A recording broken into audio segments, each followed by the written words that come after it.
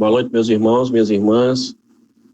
Como sempre, é uma alegria estar aqui nesse dia de sábado, todos juntos, rememorando o nosso início. Para mim, esse dia sempre é um dia saudoso, sempre mexe muito comigo o meu dia inteiro, porque a preparação para esse momento começa logo cedo, refletindo, tentando buscar inspiração para trazer esse momento. Onde tudo acontece exatamente durante o dia, né? A gente tem um planejamento, mas durante o dia você vai vendo um vídeo, vai vendo outra situação aqui, pega uma leitura, acha interessante, vai montando esse nosso encontro na noite de hoje. E assim sempre foi comigo, desde o primeiro dia que a gente começou junto lá, presencialmente. Eu sempre combinava uma coisa, mas quando chegava no dia de manhã, principalmente, né, que a gente se encontrava à tarde, 4 horas, 4h30, a gente já estava por ali e já iniciava, então esse momento era igual e não modificou. Então, assim, ao longo do dia a gente vai... hoje eu não tive nem condições de conversar com o Toninho, né? Eu vi uma ligação dele, mas só percebi muito tempo depois, mas não tive como interagir com ele. Peço até desculpa a ele, Toninho. Esqueci de falar para você, já entrou junto aqui a gente. Mas hoje a gente vai entrar apenas em 3 questões que remetem ao tema em si, né? Que é sexos nos espíritos, né? Assim no plural mesmo. E vai dar tempo para a gente debater. Eu quero que vocês tragam as colocações, o que é que vocês entendem. Kardec tenta trazer esse tema de uma forma bem concisa, bem objetiva. As questões são curtas. Eu tentei trazer algumas reflexões de Miramês para que ficasse um pouco mais claro, né? E que a gente tivesse material para aprofundar. Esse tema mexe, né, com todos nós, porque, de certa maneira, eles nos remetem às nossas paixões, às nossas compreensões, às vezes um pouco exageradas, né? E só ao longo do tempo, com o amadurecimento, que a gente vai começando a compreender essas questões, porque Kardec ele leva por um viés, né, de perguntar a questão se os espíritos têm sexo, mas ele leva também para uma outra interpretação, e a gente tem que levar essa nossa interpretação para a doutrina espírita, que é que a doutrina espírita traz através da sua literatura, através da questão doutrinária em si, não só além do Livro dos Espíritos, mas do Evangelho, o Livro dos Médiuns, obras póstumas, a obra em si de Chico Xavier, a coleção de André Luiz, né, que ele traz essa experiência no mundo espiritual, que é uma série de 13 livros, e nós temos uma passagem, né, quando ele já nos dá mais ou menos algum viés de interpretação com relação a alguns temas que a gente vai entrar. Inclusive eu passei até para vocês agora, antes de iniciar o nosso encontro, no grupo um vídeo que é Raul Teixeira, Chico Xavier e Divaldo, né, falando sobre o mesmo tema, que é o mesmo vídeo, os 3 vindo a trazer esse debate, né, um debate moderno, né, moderno, que a gente fala agora e décadas atrás também, que sempre é enfrentado, mas que a gente não tem nenhum problema de trazer para apreciação de todos aqueles que estão aqui. Somos todos pessoas adultas, né, que já temos uma vivência e poderemos debatê-lo sem nenhum problema, e a doutrina espírita, ela não tem nenhum preconceito e ela não impede que nenhum tema venha a ser debatido, seja dentro de uma casa espírita, dentro de um grupo de estudo, sempre que esse tema e a forma como ele é exposto, colocado e debatida, sempre venha, né, com respeito mútuo, que sempre a gente tem aqui. A gente nunca teve esse problema com nenhum de nós aqui, em nenhum momento, né, sempre houve esse respeito, e principalmente o respeito da opinião alheia, né, mesmo que ela seja diferente, mas nós devemos respeitá-la, porque sabemos que cada um tem um olhar diferenciado sobre determinados temas e conhecimentos. Às vezes nos falta um conhecimento que outros vão agregando, e quando a gente consegue refletir sobre esse tema, a gente acaba avançando, né? Todos nós ganhamos com isso. Vou só puxar aqui a tela para mim, da apresentação, para que a gente possa começar. Como vocês sabem, eu sempre gosto de trazer a figura do Mestre Jesus para a gente iniciar, harmonizar, trazer para a nossa mente esse momento de reflexão.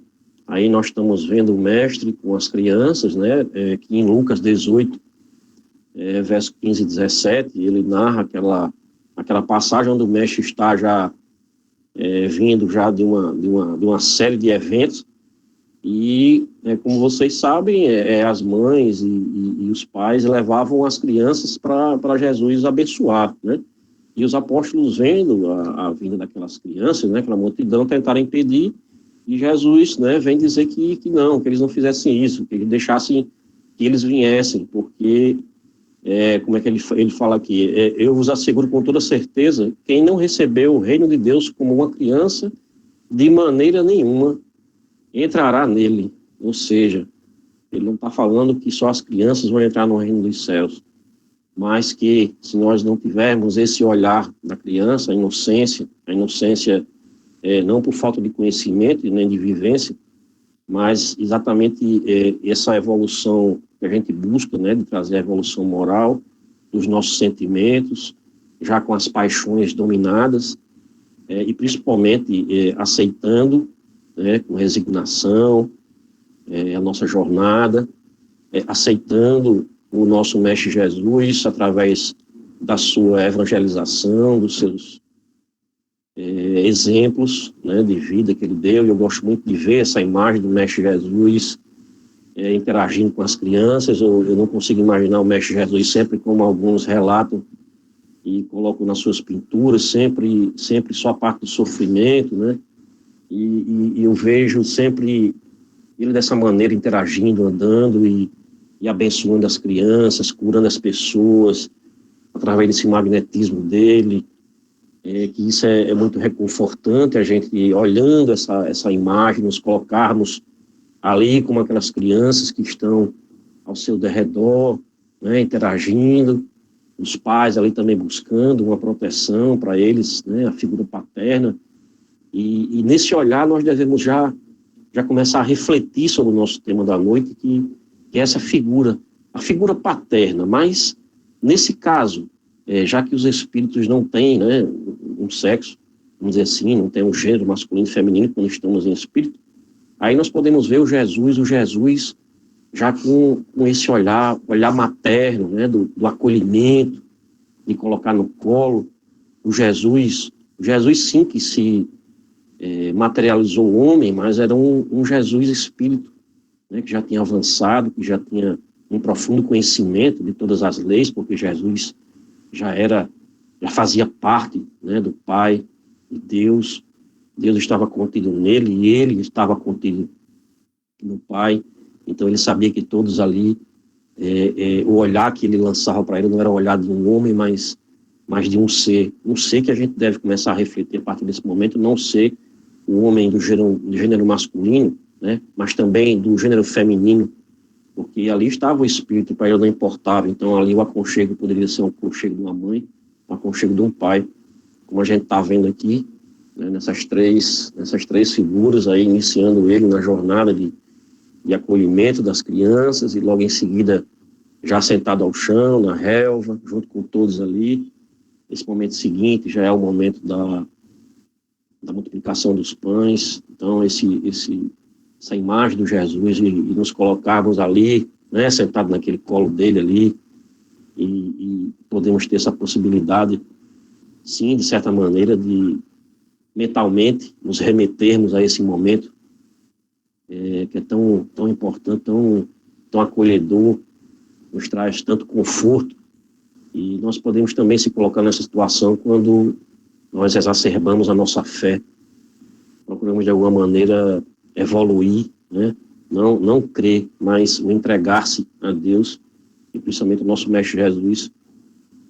E nós vamos adentrar no livro 2, capítulo 4, esse tema que é a pluralidade das existências, né? Já falando da reencarnação, que é esse grande mecanismo que nós temos, esse mecanismo de justiça que Deus nos concedeu para que nós pudéssemos evoluir. Nós vimos a justiça da reencarnação, quando nós nessa nossa idas e vindas, né, por esses mundos, procuramos sempre saldar os débitos que deixamos para trás, procuramos sempre avançar, estamos sempre procurando, de certa maneira, aumentar, agregar conhecimento, evoluir intelectualmente e principalmente moralmente, que isso é importante, devemos sempre buscar a conjunção desses dois elementos para podermos seguir nossa jornada. Essa a grande objetivo nosso aqui, é tentarmos vencer, constrangido na carne, mas com a consciência do Espírito. Nós sabemos que somos constrangidos e não temos, apesar do véu do esquecimento, de não nos permitir, mas nós podemos sim, pelo exercício, pela nossa mudança, por esse nosso querer de mudar, né? Vendo o dia a dia, com os nossos atos, trazer o homem novo, deixarmos o homem velho para trás. Nós estudamos também a transmigração progressiva, que é exatamente esse mudar de mundos, né? Dentro desses universos que nós temos, falando sobre a sorte das crianças, que não é a sorte, a gente deve interpretar como destino, e vamos entrar com os sexos nos espíritos, né? São 3 questões que nós vamos debater na noite de hoje, para a questão 200, 201 e 202. Trazemos a figura aí, do homem e da mulher, essa representação dele. Vamos para a questão 200, para a gente começar a reflexão. Quando Kardec pergunta, os espíritos têm sexos? Aí os espíritos respondem, né? Kardec já perguntando para eles. Não como entendeis, porque os sexos dependem do organismo. Há entre eles amor e simpatia, mas baseado na afinidade de sentimentos. Nós devemos começar a refletir pelo conceito dessa palavra, né? O conceito da palavra sexo. E ela nos traz que é conformação física, orgânica, celular, particular, que permite distinguir o homem e a mulher, atribuindo-lhe um papel específico na reprodução. Esse conceito se busca na internet, né? A gente joga no Google, ele vê essa conceituação dos dicionários que tem, Michaelis e Companhia Limitada. Só para a gente ter uma noção, quando ele fala dessa palavra, né, sexo, ele já bota aí com uma conformação física, né, orgânica, celular, e que faz essa distinção, né, entre o sexo masculino e feminino, o gênero, homem e mulher, e o papel de cada um na reprodução humana, vamos dizer assim. E isso para todos os fatores, né? Isso aí a gente entra na biologia, né? Tem Paulinho aqui, nós temos o reino animal, que é da mesma maneira. Nós sabemos que essa distinção tem até para poder haver a multiplicação das espécies, né? O avançar do progresso com relação à multiplicação e a continuidade das raças que eu digo em todos os aspectos animais, né, todos os nichos que nós temos hoje em dia, da criação em si, e da raça humana, né, nós como homens humanos, né, que estamos aqui habitando esse nosso mundo, e é necessário essa reprodução.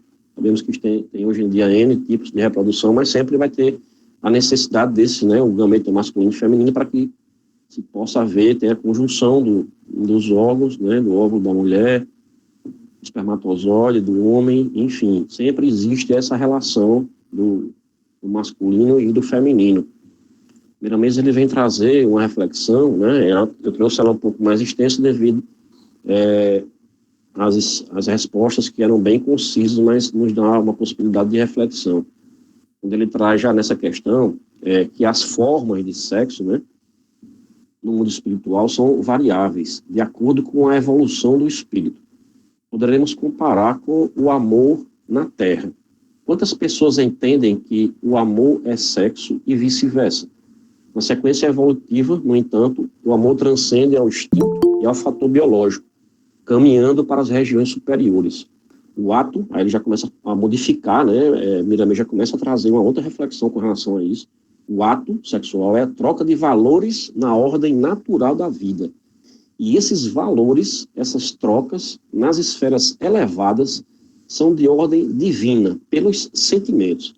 Ele já nos dá uma conotação de que é possível, existe essa possibilidade, mas não como nós aqui adentramos, pensamos e raciocinamos com essa, assim, essa grosseria que são essas conjunções, vamos dizer assim, grosserias em relação à divindade, né? Não vamos, não estou querendo dizer com isso que esse relacionamento não traga essa forma dos Neandertais, né? Como geralmente eles colocam, né? Aquela coisa da brutalidade. Não é isso, é o comparativo que nós estamos fazendo com relação à divindade e a carne, onde nós estamos agora vivendo, convivendo, né?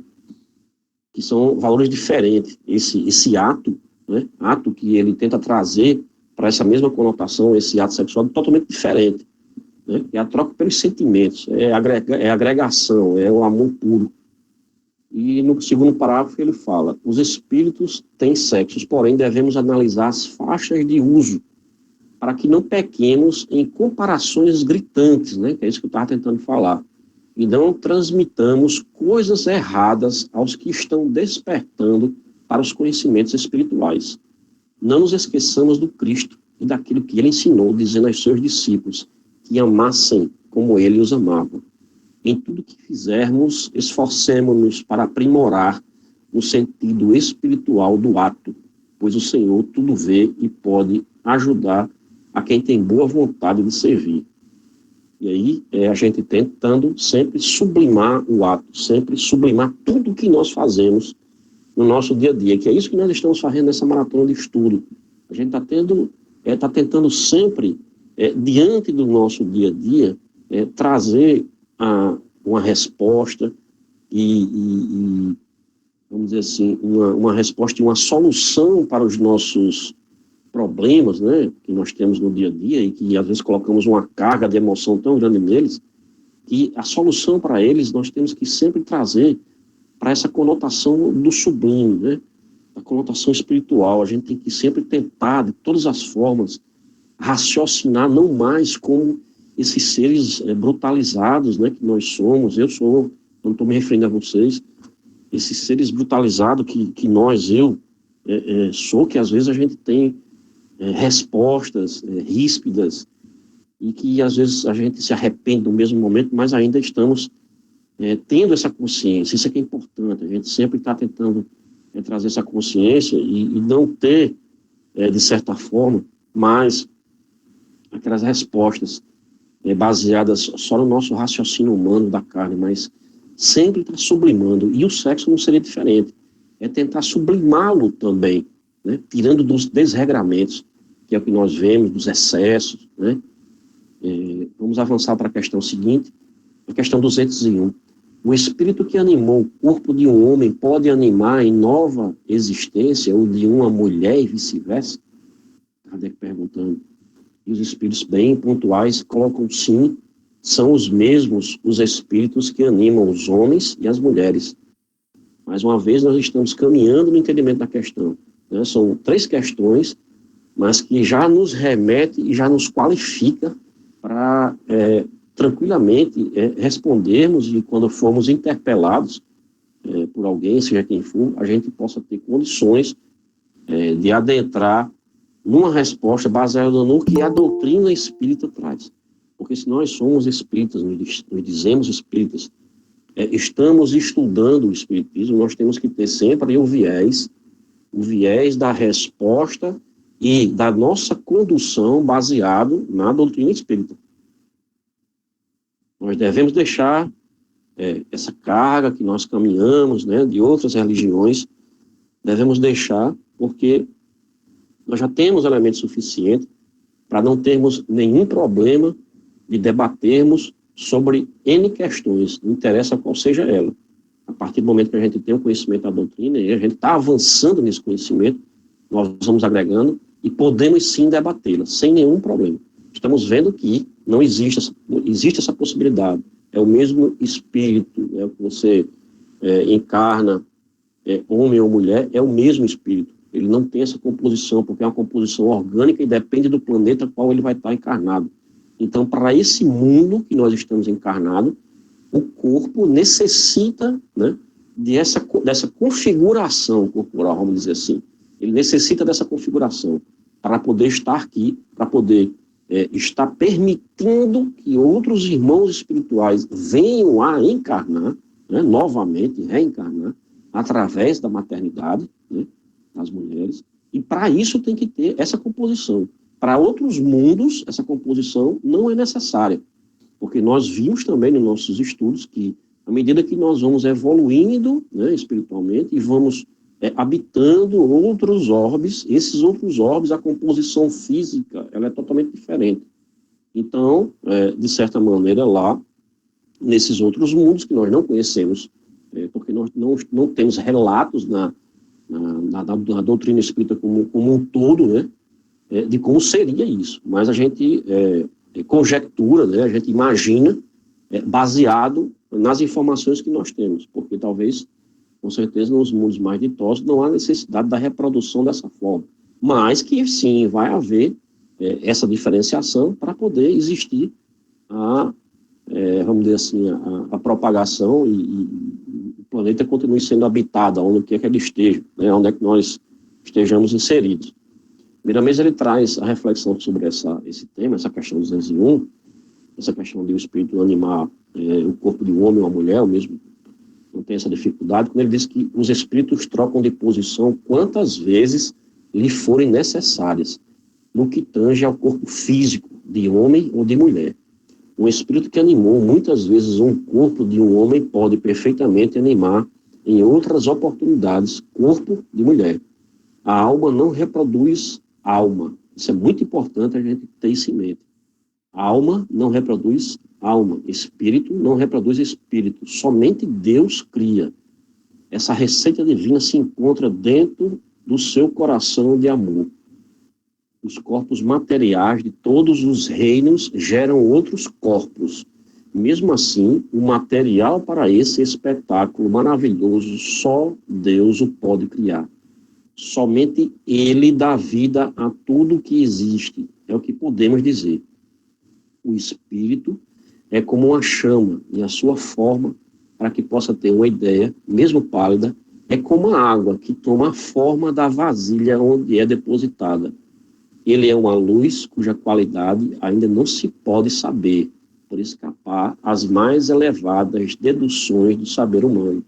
Ou seja, baseado no mundo ao qual nós estejamos inseridos, necessitando de estarmos lá, como estamos aqui na Terra, o nosso espírito vai se moldar ao corpo necessário para viver naquele mundo.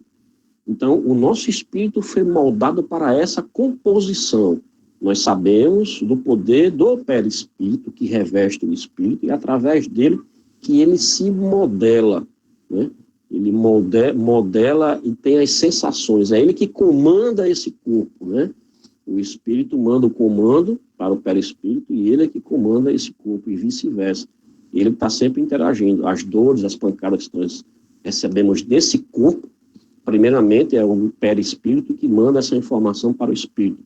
Então, tudo vem dele, né? Tudo vem do espírito, não é do corpo. O corpo nós já vimos que é apenas esse elemento que vai se decompor.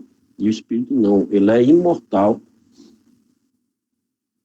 e ele está totalmente afeto a qualquer matéria, água, fogo, enfim, ele pode transportar parede, ele é imortal. O corpo não, o corpo ele é frágil e nós devemos ter cuidado com ele, porque nós viemos com o corpo com uma carga de fluido para um determinado tempo, né?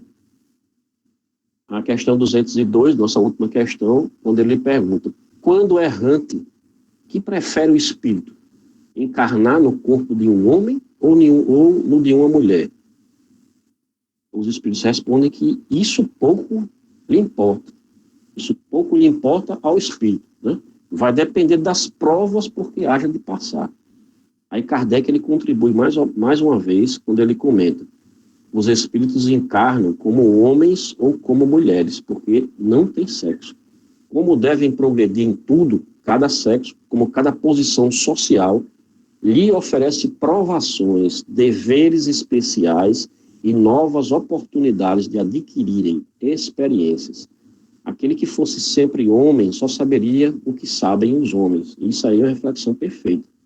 Se temos a necessidade de estar progredindo, então 10 reencarnações como homem só nos permitiria ter a vivência, o conhecimento daquela composição.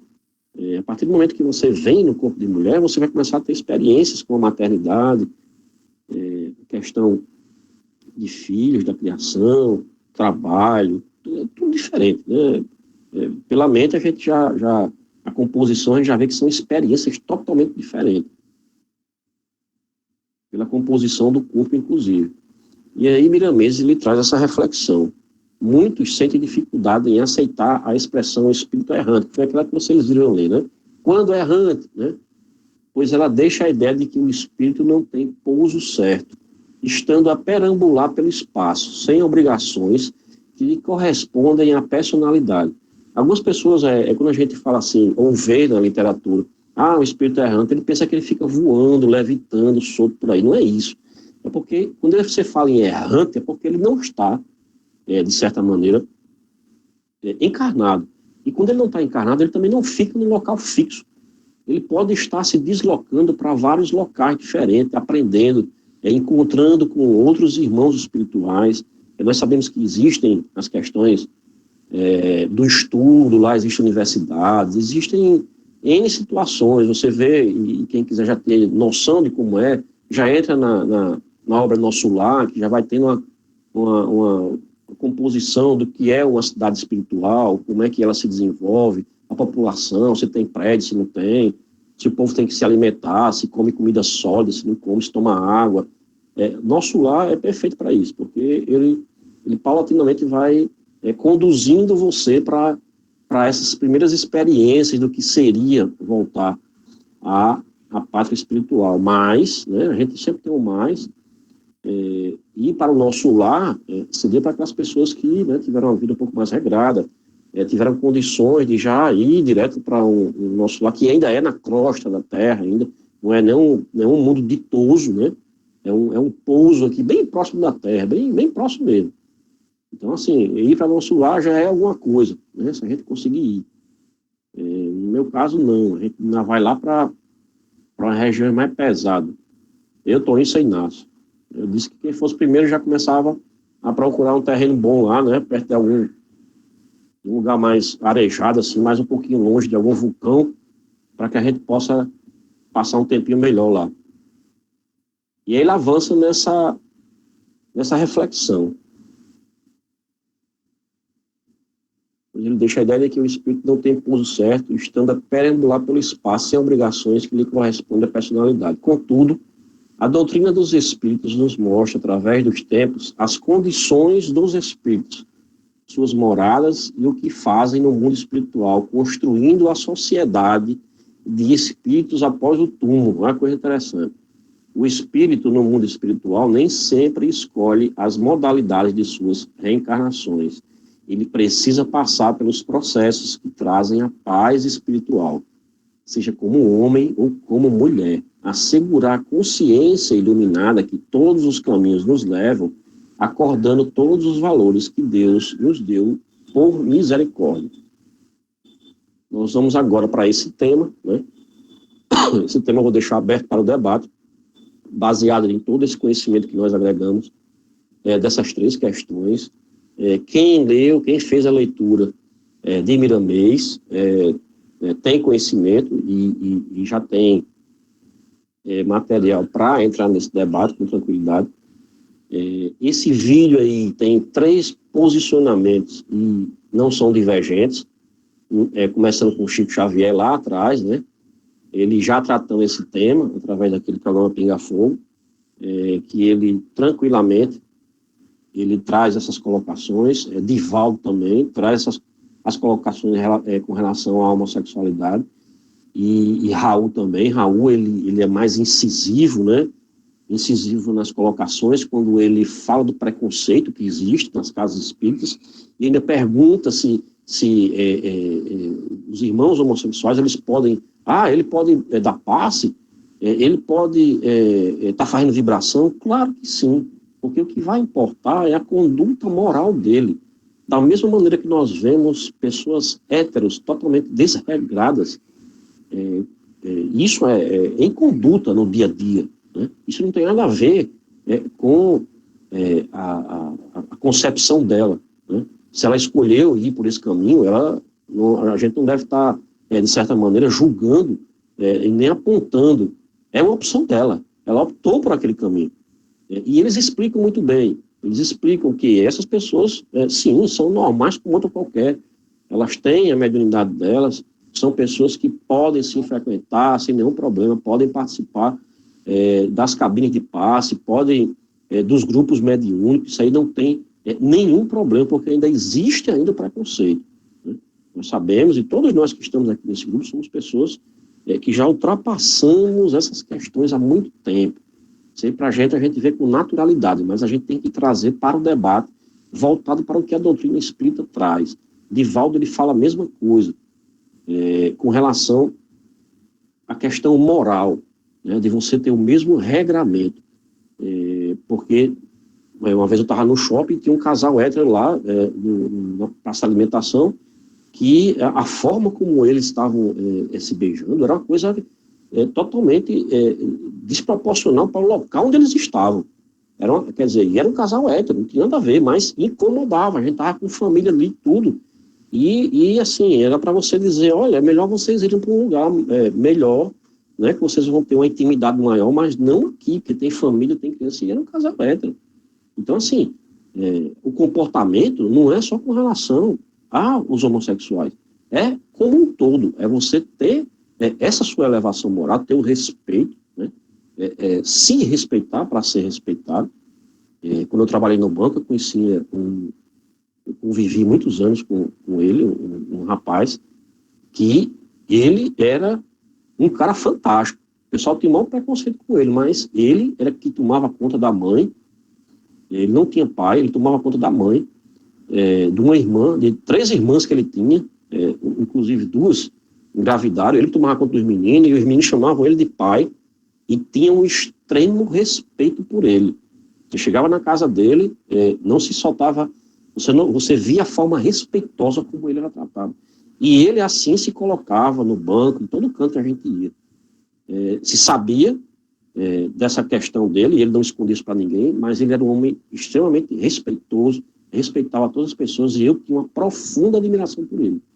Na época eu estava muito jovem ainda, entrando no banco com 18 anos de idade, né, estava tendo a minha primeira experiência de trabalho, e do começo, quando eu vi a postura dele, né, aí foi que eu fui entender as brincadeiras que ficavam falando, né, mas no dia que eu fui na casa dele, que ele me chamou para ir na casa dele, eu vi como ele era tratado e a pessoa que ele é. Então o Chico também fala a mesma coisa. Ele sempre vem trazendo essa questão da moralidade. Você ser uma pessoa moral, você ter um comportamento ético, você ter um respeito, você saber se colocar em todos os cantos.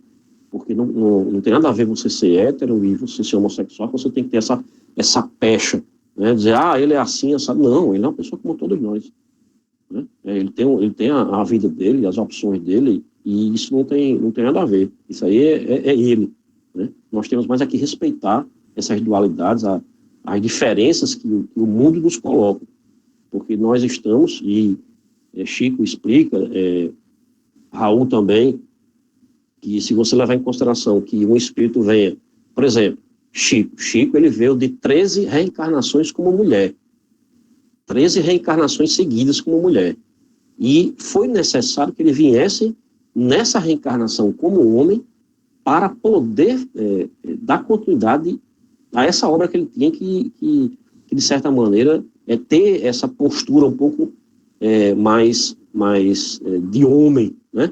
Essa postura um pouco mais voltada para o sexo masculino. Mas aqueles que conviveram com ele dizem, né, que ele é uma pessoa extremamente feminina.